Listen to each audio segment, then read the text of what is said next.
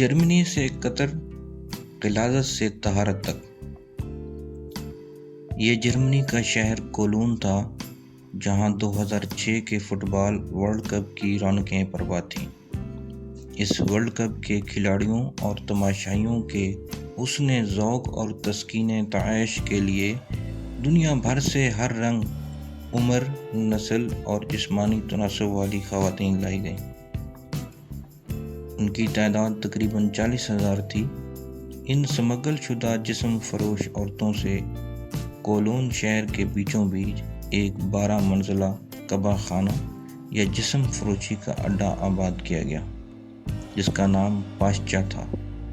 اس کبا خانے کا شاندار افتتاح ورلڈ کپ کے آغاز والے دن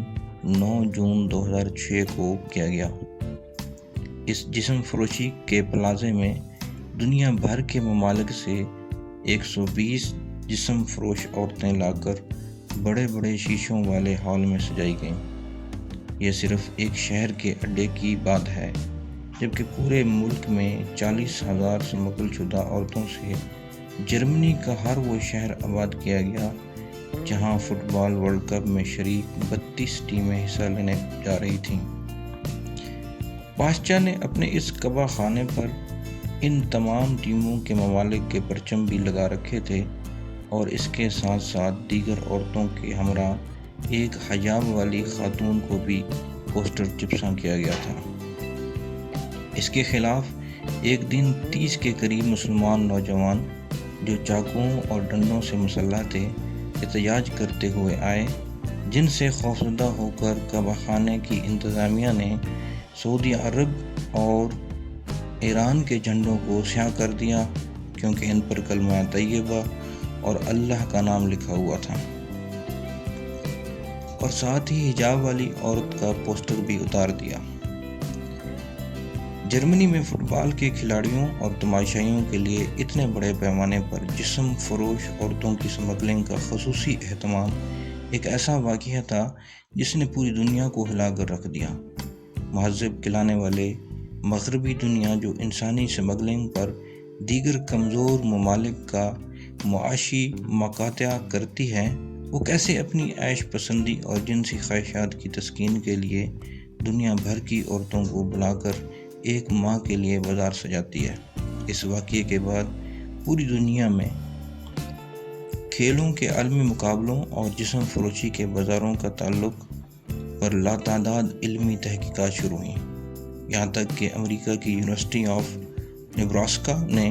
اس باہمی تعلق پر ایک عالمی کانفرنس بلائی جس میں امریکہ کے ایوان نمائندگان کی عالمی تعلقات کی کمیٹی کی ایک تفصیلی رپورٹ پیش کی گئی جس کا عنوان تھا جرمنی ورلڈ کپ کے جسم فروشی کے اڈے، 40,000 عورتیں اور بچے انسانی سمگلنگ کی وجہ سے احتسال کے خطرے میں۔ اس کے علاوہ نارتھ ویسٹرن یونیورسٹی کے اسکول آف لا کے سنجیدہ میگزین میں 2008 میں اینی میری ٹولا نے جرمنی کے اس فٹ بال ٹورنامنٹ میں جنسی سمگلنگ کو بنیاد بنا کر دنیا بھر میں منعقد ہونے والے کھیلوں کے مقابلوں کا جنسی سمگلنگ کے ساتھ تعلق کا جائزہ لیا، اور وہ اس قدر بھیانک نتائج سامنے لائی کہ جن کے مطابق کھیلوں کے یہ بڑے بڑے مارکے جب کسی ملک میں سجائے جاتے ہیں تو جہاں ہوٹل اور ٹورزم انڈسٹری کی چاندی ہوتی ہے، وہاں نہ صرف یہ کہ اس ملک میں موجود جسم فروش عورتوں کا کاروبار چمکتا ہے، بلکہ دنیا بھر سے عورتوں کو وہاں لانے کے لیے جنسی سمگلنگ کا دھندا بھی خوب چلتا ہے۔ اس رپورٹ میں یہ خوفناک انکشاف بھی ہوا کہ یورپ کے 5 ممالک ایسے ہیں جہاں سارا سال دنیا بھر سے عورتوں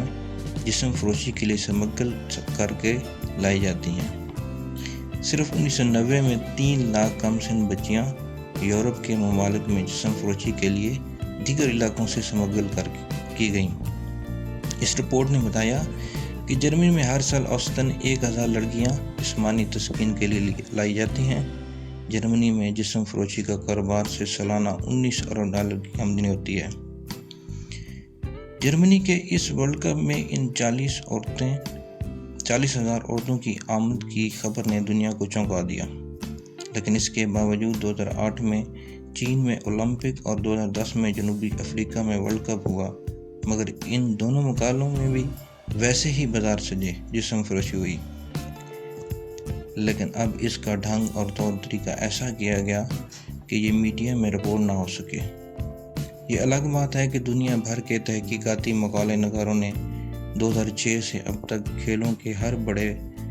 ٹورنامنٹ میں اس غلاظت کے بارے میں باقاعدہ اعداد و شمار پیش کیے۔ قطر میں 2022 کے ورلڈ کپ کا آغاز ہو چکا ہے۔ اس عالمی معرکے کے لیے یوں تو تیاری کئی سالوں سے جاری تھی اور لاتعداد پلازے اور ہوٹل تعمیر ہو رہے تھے، لیکن قطر کے حکمرانوں نے جس طرح 57 اسلامی ممالک میں ایک اسلامی ملک کی حیثیت سے اپنی شناخت کو منوایا اور جس طرح اس عالمی مقابلے کو شراب و شباب سے پاک کیا، اس کی مثال اسلامی دنیا میں نہیں ملتی۔ پڑوس میں دبئی ہے، جس میں اگر ایسی کوئی تقریب نہ بھی ہو پھر بھی آپ کو وہاں ہر سامان تعاش میسر آئے گا، یہاں تک کہ ایئرپورٹ میں کھانوں کی سجی میز کے بیچوں بیچ لحم الخنزیر یعنی سور کے گوشت کی چٹ بھی نظر آئے گی۔ اس کے بالکل برعکس قطر میں فٹ بال کے اس ٹورنامنٹ میں پہلا اہم حکم نامہ 13 اپریل 2022 کو سیکورٹی کے سربراہ عبداللہ نصری نے اس وقت جاری کیا جب اسے کہا گیا کہ اسٹیڈیم میں ایک سٹینڈ ہم جنس پرستوں کے لیے بھی مخصوص کیا جائے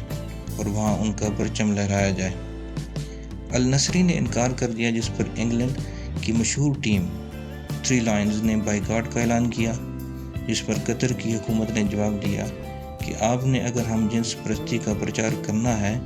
تو اس معاشرے میں جا کر کریں جہاں یہ قابل قبول ہے۔ آپ قطر میں ایسا کر کے پورے معاشرے کی توہین نہیں کر سکتے۔ اگر کسی نے اسٹیڈیم میں ہم جنس پرستی کا جھنڈا لانے کی کوشش کی تو ہم اس سے جھنڈا چھین لیں گے، کیونکہ ہمیں ڈر ہے کہ دیکھنے والے غصے میں اس پر حملہ نہ کر دیں۔ ٹورنامنٹ کے آغاز تک فیفا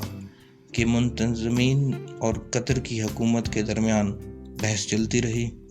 کہ ورلڈ کپ کے دوران شراب کی خرید و فروخت ہو سکتی ہے،